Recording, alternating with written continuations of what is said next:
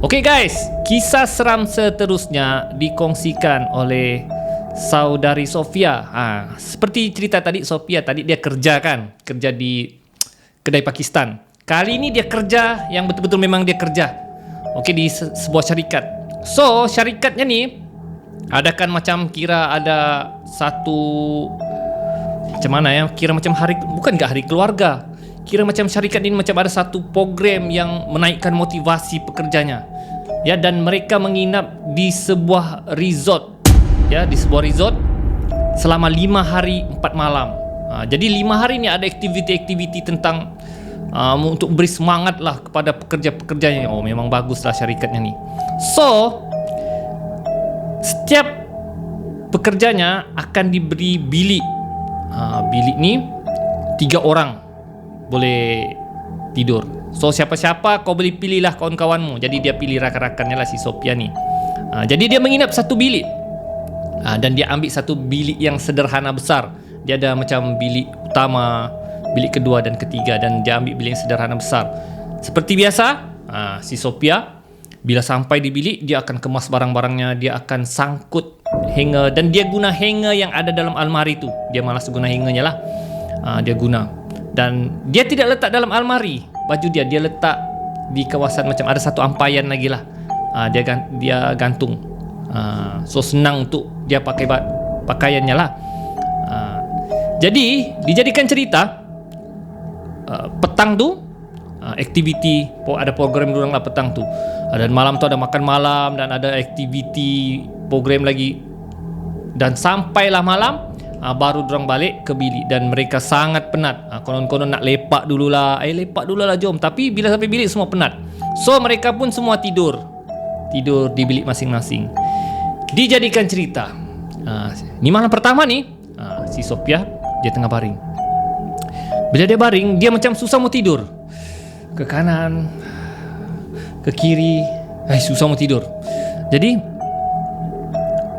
dia dengar macam bunyi ada ketukan di almari. Tok tok tok tok. Tok tok tok tok tok. Ya gitu kan. Dia cakap, almari tu kah berbunyi, dia cakap kan. Tok tok tok tok. Tapi dia buat tak tahu, cicak. Cicak. Dia berfikiran positif dia. Cuba lagi pusing kanan, pusing kiri, tak dapat tidur. Kemudian almari tu seperti ada bunyi cakar. Dia sudah mula terkejut. Kenapa ada bunyi cakar pula ni kan? Selepas tu bunyi seperti ada benda mau keluar dari almari tu. Cik. Si Sophia, nak boleh jadi ni cakap kan. Lain macam sudah ni. Terus dia on lampu bilik dia. Tap, dia on. Dan bila dia on, bunyi dalam almari tu sudah tidak berbunyi. Dia cakap, apa benda ni kan? Aku bermimpi ke apa ni kan? Kemudian dia pergi bilik kawannya. Dia bangunkan kawannya. Dia cakap, bangun. Dia cakap kan, kenapa? Boleh aku tidur di bilik kau? Tidurlah, kawannya cakap kan. Dia tidur di bilik kawannya. Dia nak mau tidur di biliknya lagi. So, dia sudah tidak dapat tidur sampailah ke subuh guys. Jadi program esoknya dia betul-betul yang mengantuklah seharian sampai ke malam kedua. Malam kedua dia sudah yang dia cakap kan, macam mana ni ya, aku mau cerita sama kawanku, takut kawan-kawan takut, dia cakap kan. Nak apalah, aku mengantuk ni, sangat mengantuk sudah ni, dia cakap kan. Naik bilik tidurlah. Jadi kawan-kawan ni dia cakap, kami pergi lepak-lepak dululah, mau lepak-lepak dekat tepi kolam. Jadi si Sophia yang tak tahan sudah mengantuk betul, sudahlah dia tidur ayam yang malamnya tu. Jadi dia naik bilik, dia on TV. Biasalah kalau orang takut ni kan, dia on TV. Dia pasanglah sound TV tu. Kemudian dia masuk bilik dia tengok ada sudah bunyi-bunyi ni. Dia tidur, baring saja, tidur terus. Dia tidur nyenyak. Tidak lama kemudian, ada lebih kurang sejam saja dia tidur, volume TV tu tiba-tiba yang paling kuat, yang pang, macam mau pecah. Terkejut si Sophia, terbangun dia. Kenapa volume TV tu tiba-tiba kuat kan? Jadi dia keluar, dia off TV tu, dia cabut soketnya. Bulu roma dia sudah meremang. Dia cakap, Wih, kan memang ada benda ni mengganggu. Sophia ambil tudung, dia turun pergi tempat kawannya lepak.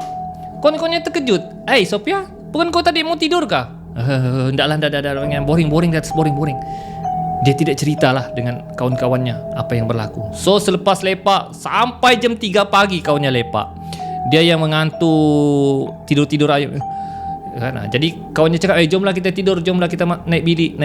Jadi pun dia dengan kawan-kawannya naik bilik. Sampai saja di biliknya, kawannya pergi on TV. On TV dia on begitu saja, tanpa sambung balik soket. Dia cakap, macam mana kawanku boleh hidupkan TV sedangkan soket tadi aku sudah cabut, dia cakap kan. Kawannya relax je on TV. Dia sudah dia cakap kan, memang benda ni berlaku, mengganggu. So hari yang seterusnya, malam tu dia sudah tak tahan. Memang dia sudah tidur nyenyak, tapi dia dikejutkan oleh kawan-kawannya. Sophia, bangun Sophia, dia cakap. Kenapa? Dia cakap kan, kenapa kau ketawa macam Pontianak, dia cakap kan, mengigau kah? Mana ada, dia cakap kan. Betul Sophia. Dengan lain macam sudah ni. Dia cakap kan, kau ambil uduk lah dulu ya, macam lain Sophia kau ni. Jadi dia ambil uduk, kemudian tidur semula. Dan kawan-kawannya cerita, dia cakap dia sering kalau tidur dia akan ketawa. Jadi si Sophia ni tak puas hati. Dia cakap dia mau tanya orang di resort tu apa sebenarnya berlaku dalam bilik tu. So dia tidak bagi tahu kawan-kawannya lagi. Dia cuba cari di reception. Kebetulan ada seorang makcik yang tukang bersihkan bilik ni lah. Setiap hari kan ada housekeeping kan. So makcik ni mau bersihkan biliknya lah. Jadi dia tanya makcik tu, makcik, nanti lu makcik. Dia cakap kan, makcik, adakah apa-apa cerita tentang, apa pendapat makcik lah tentang resort ni? Makcik tu cakap lah, okey, bilangnya cantik, bersih. Dia cakap pemandangan pun cantik, tepi laut. Makcik, adakah benda-benda mistik di bilik saya ni makcik? Benda mistik macam mana? Bukan makcik, saya sudah diganggu 3 malam berturut-turut. Bilang makcik tu, kau diganggu macam mana? Dia ceritakan dah, yang dalam almari ada ketuk, ada macam orang mau keluar dalam almari, dia bunyi macam menggaru, dan kawan-kawannya cakap dia macam kerasukan. So makcik pun cakap, astagfirullahalazim, dia cakap kan, adakah kau kacau barang dalam rumah ni? Dia cakap, kacau macam mana tu makcik? Macam kau alihkan almari kah? Kau alihkan barang kah? Kemudian dia baru dia teringat hanger baju. Ya makcik, bilangnya saya guna hanger dalam almari dan saya gantung tempat lain. Lah makcik tu cakap, kau jangan guna hanger tu, kau letak semula dalam almari, kau guna hangermu sendiri. Bila makcik tu cakap begitu saja, so terus si Sophia ni ambil hanger tu, letak semula dalam almari tempat asalnya, dan dia guna hangernya sendiri. Dan selepas tu guys, barulah malam yang seterusnya, malam keempat dan malam kelima, barulah tidak ada gangguan dan baru dia dapat tidur dengan nyenyak. So menjadi persoalan dalam pikirannya, apa yang mengganggu dia di dalam resort tu. Dan hari kelima semasa dong check out, baru dia ceritakan dengan rakan-rakannya tentang gangguan di dalam bilik berkenaan. Okay guys, kisah seram seterusnya dikongsikan oleh saudari Sophia. Okay, lepas SPM, okay, si Sophia ni dia sambung belajar ke peringkat universiti. So si Sophia ni bukanlah orang yang senang, ya, bukanlah orang senang. So salah satu caranya adalah bekerja sambilan. Sambil belajar, habis kuliah petang, dia terus sambung kerja. Tapi dia hanya kerja sementara lah, dia sambilan saja, lebih kurang jam 6 petang hingga 10 malam. Bolehlah dapat duit sikit-sikit tampung untuk makan minum untuk sebulan, beli barang-barang kan. Dan juga lah mengharap duit mak ayah. Biasanya begitulah kalau siapa-siapa yang orang yang agak susah sikit ni, biasanya akan bekerja sambilan lah ya. Tidak haraplah duit PT-PTN saja. Duit PT-PTN itu memang bayar untuk yuran dan barang-barang keperluan lah. So si Sophia ni bekerja sambilan di satu kedai kain Pakistan. Kedai kain Pakistan. Dia bekerja dari jam 6 hingga 9 malam. So semasa dia bekerja, dia ada satu senior lah, macam pekerja tetap lah, kerja full time. Namanya Kak Pa. Kak Pa ni dia cakap dengan Sophia, kalau kau kerja, kalau kau mau pergi store, dia cakap kan, store untuk ambil stok barang lah, jangan pergi store tu pukul 9.30 malam. Kak Pa tu cakap lah. Dia cakap okey kak, tapi dia ni masuk telinga kanan, keluar telinga kiri. Kadang-kadang dengar tak dengar jugalah, macam dia macam kadang-kadang terlupa lah. Jadi satu hari memang stok kurang, stok barang kurang, so bos suruh ambil barang tu, dan memang atas 9.30 malam lah. Dia dengan rakannya Siti, ya, dia cakap si Siti ni sama-sama lah dorang. Siti cakap jom kita ambil stok barang di store. Kau ikut sekali. Okey, jom. Jadi dorang ingatlah jangan masuk bersendirian. So si Sofian ni dia sudah tidak ingat nasihat Kak Pa tu. Tapi dorang masuklah sama-sama. So dorang ambil stok barang, ambil kemas, dorang mau bawa keluar. Jadi si Siti cakap, dia cakap, Sophia, aku pernah dengar kah cerita seram dalam store ni? Cerita seram? Bilang Sophia. Ya, cerita seram. Tiadalah, bilangnya. Bilangnya kan, jangan sesekali kau bersendirian dalam store ni. Oh ya kah? Dia cakap kan. Sophia pun macam bawa tidak tahulah. So jom kita keluar lah. Jadi si Siti bawa si Sophia keluar. Bila mau keluar, si Siti di depan sikit lah. Tiba-tiba si Sophia terdengar seperti ada lantunan bola di dalam store tu. Dek gitu kan. Jadi si Sophia terkejut. Dia toleh belakang balik lah. Bunyi bola apa tu kan? Kemudian dia nampak seakan-akan ada budak berlari di dalam store tu. Macam di kosong store tu kan banyak pakaian kan bergantung. So macam dia nampak budak-budak berlari. Jadi dia terkejut lah. Dia cakap malam begini anak tauke Pakistan ni, dia cakap belum pulang lagi. Jadi dia pergi jenguk lah. Dia mau pergi kejar untuk bagi tahu lah, jangan main, kedai mau ditutup. Dia pergi kejar lah budak tu. Tapi dia tidak dapat kejar budak tu. Dia berpusing-pusing di kawasan baju tu kan bergantung kan, macam ada begini kan gantung, ada ampayan gantung kan, tu kan baju bandel. Jadi dia kejar budak tu. Terpusing-pusing dia kejar budak tu, tidak dapat. Bila dia fikir balik, kenapa budak ni tidak dapat dikejar kan? Dan bila dia toleh, kawannya si Siti tu sudah jauh di luar, dan dia baru teringat akan pesanan Kak Pa-nya. Dia cakap, mungkin ini penunggu yang dikatakan tu. Dia cakap habis. Dan bunyi bola tu yang dek semakin dekat dengan dia. Dan bila dia toleh, dia nampak seorang budak tengah senyum dengan dia. Dan budak tu memang dia tidak kenal, bukanlah anak tauke Pakistan tu.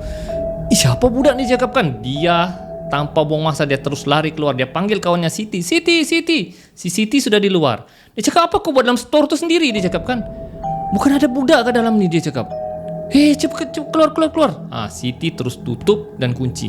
Kau nak dengar ke lagi ceritanya? Siti tanya lah. Si Sophia dengar cerita apa? Nanti kita cerita. Kemudian si Siti bawa ke tempat kedai. Kemudian dia ceritakan segala-galanya. Di store tu, orang cakap ada penunggu, seorang budak. Kadang-kadang pekerja sebelum ni pernah diganggu, dibawa bermain di dalam store tu hingga tidak keluar semalaman. Baru si Sophia tahu cerita yang sebenarnya. So guys, dia hanya kerja 3 bulan saja, dan lepas tu dia tidak berani. Selepas tu dia tidak beranilah masuk ke dalam store tu atas malam. Kalau dia masuk store tu pun dia minta dengan rakan-rakannya. Baiklah guys, video kali ini dikongsikan oleh saudara Marzuki. Kisah ni ada banyak pengajarannya. Ya, pengajaran dari cerita ni dia kongsikan sebab dia tidak mau orang lain melakukan perkara syirik ni.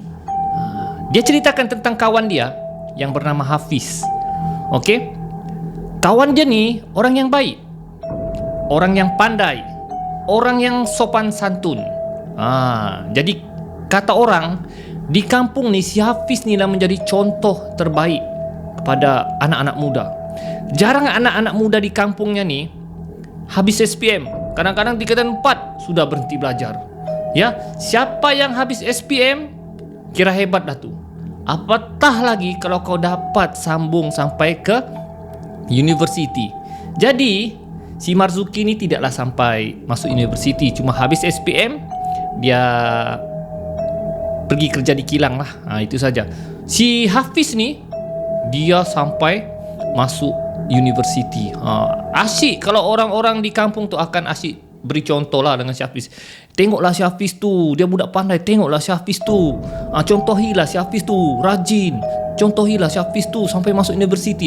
Selalu menjadi contoh. Namun begitu, si Marzuki ceritalah, dia kata sebaik-baik rakannya ni, dia yang lebih kenal lah macam mana si Hafiz ni. Dikatakan si Hafiz ni seorang playboy. Dalam arti kata lain, buaya. Okey. Jadi si Hafiz ni sering meluahkan cerita lah dengan si Marzuki yang dia sudah banyak rosakkan anak darah orang masa universiti. Dia pun handsome juga. So kira dia ni macam nafsu liar lah ya. Jadi dia ceritakanlah dia ganti-ganti perempuan, awet ni bawa ke rumah. Tapi dia tidak ceritakanlah aib kawannya itu kepada keluarganya ataupun orang-orang kampungnya. Dia hanya dengar sajalah. Jadi di kampung tu ada seorang gadis lah, perempuan, kawan durang juga. Nama dia Aida. Dia budak yang cantik lah di kampung tu. Kira macam ramai yang berkeinginan lah, termasuklah si Hafiz ni. Cuma si Aida ni dia tak suka lah dengan si Hafiz tu ya. Dia tak suka. Dia macam kalau dia kacau pun dia macam kirim salam, dia macam jumpa, dia buat dek begitu je lah. Dia macam malas lah aku layan. Jadi si Hafiz ni tercabar. Makin ditolak, makin dia ini tak boleh jadi ni, tak boleh jadi ni. Dia cakapkan dia berusaha, tapi si Aida tetap tolak. Dia tidak mau dengan si Hafiz. Jadi si Hafiz nekat. Dia cakap, walau apa cara pun aku mesti dapatkan si Aida ni. Aku nak dengan dia punya niat jahat tu lah. Dengan aku mesti dapatkan dia.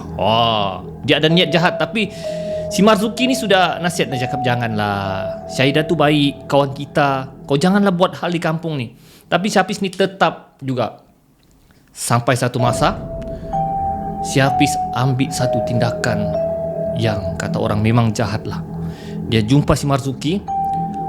Dia beritahu, Marzuki, tengok apa yang aku pegang ni. Apa tu? Minyak pengasih. Huish, si Marzuki, ini syirik ni. Syirik ya.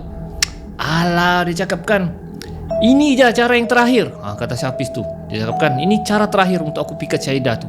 Lantaklah dia cakapkan, pokoknya Syaidah tu jadi milikku. Lengah. Jadi si Marzuki dia sudah nasihat. Dia cakap, janganlah, benda tu syirik kan. Syirik ni masuk neraka. Tapi si Hafiz tetap bebal. Tidak berapa lama kemudian dia nampak si Hafiz dan si Aida ni sudah berkepit guys. Berpegang macam si Aida ni pegang peluk si Hafiz. Kemudian dia naik kening dengan si Marzuki. Marzuki, tengok. Dia sudah milik aku. Si Aida macam angau, macam tidak, macam dia betul-betul angau sudah dengan si Hafiz. So si Marzuki hanya geleng kepala. Dia cakap, aduh habis. Dia pun rasa kesian juga lah dengan si Aida tu. Jadi sampai satu masa si Hafiz beritahu. Dia cakap, malam ni aku buat projek dengan si Aida. Aku bawa dia tengok wayang dulu, kemudian aku bawa projek. Si Marzuki cakap, janganlah, dia cakapkan. Itu anak orang banyak. Kalau kau setakat bawa dia jalan-jalan tu jadilah. Tak boleh. Ini prinsip aku. Si Hafiz ni sebagai playboy. Dia geleng kepala. Dia cakap, tak boleh jadi ni. Pertama dia biarkan sajalah si Hafiz tu. Tapi bila dia fikir semula, dia cakap, ini satu benda nak bagus ni. Dia cakapkan, aku mesti halang lah benda ni kan. Kalau boleh selamatkan lah kedua-dua ni. Si Hafiz dia mau selamatkan, si Aida tu mau selamatkan. Jadi malam tu dia pergi tempat si Hafiz ni mau buat projek. Dia berdekatan rumah, satu rumah kosong, berdekatan kosong dusun lah, kampung, kebun. Jadi si Marzuki ni pergi dan dia nampak si Hafiz dengan si Aida ada dalam rumah tu. Jadi dia mau pergi tegur lah. Dia cakap balik lah, janganlah buat benda yang terkutuk ni kan.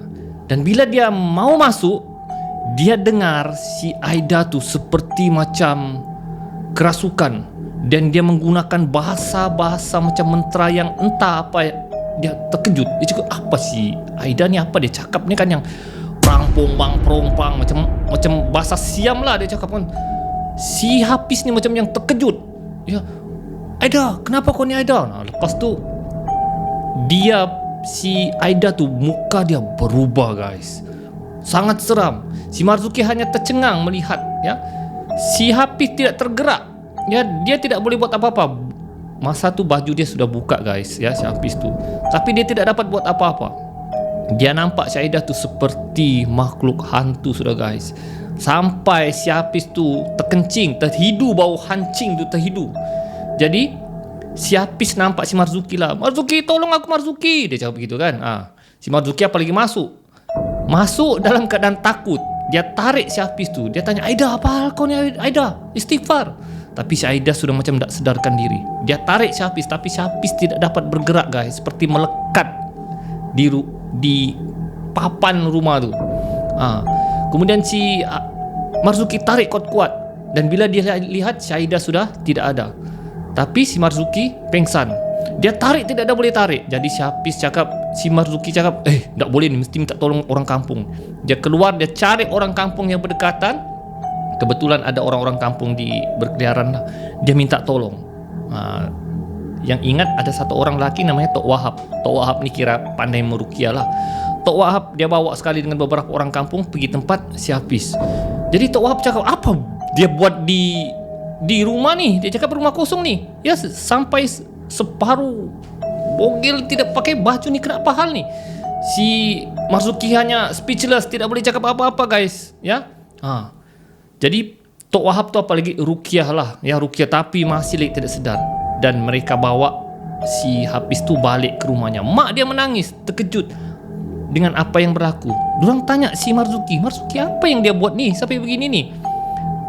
Si Marzuki serba salah mau cerita macam mana. Mau cerita ke tidak. Sampai keesokan harinya si Hafiz masih tidak sedar. Dan Tok Wahab masih desak si Marzuki untuk ceritakan apa yang berlaku. Mahu tidak mahu, si Marzuki terpaksa cerita sebab si Hafiz masih tidak sedar. Dan dia ceritakan bahawa si Hafiz ni menggunakan ilmu pengasih untuk memikat si Aida. Dan bila Tok Wahab dan maknya dengar, menangis terkejut guys. Dan mereka cuba pergi rumah keluarga si Aida. Dan si Aida pun macam orang tidak keruan guys, ya. Mak bapaknya baru tahu yang sihir tu telah diberi oleh si Hafiz. Menangislah keluarga mak si Aida tu apabila tahu. Dan mak ayah si Aida sangat marah guys, sangat marah. Yang kena marah si Marzuki lah, sebab dia yang tahu benda tu. Dan kenapa orang cakap kau tidak bagi tahu awal-awal? Si Marzuki berada dalam keadaan macam serba salah, ya. Dia yang kena marah berhabis oleh ayahnya, oleh mak si Marzuki, si Hafiz, oleh mak ayah si Aida. Dia hanya blur, tidak dapat berkata apa-apa. Akhirnya si Aida terpaksa bawa berubat keluar dari kampung, ya. Dan si Marzuki akhirnya sedar. Si Hafiz akhirnya sedar, ya, sedar. Walaupun dia sedar, namun dia sudah macam orang sewel, macam orang tak betul, ya. Dia macam lupa ingatan. Dia tidak boleh urus dirinya. Kencing pun kena bawa, berak pun kena bawa, ya. Dan si Marzuki hanya speechless, tidak dapat berkata apa-apa dengan apa yang berlaku. Guys, itulah akibatnya menggunakan ilmu hitam, ilmu syirik. Dan itulah akibatnya.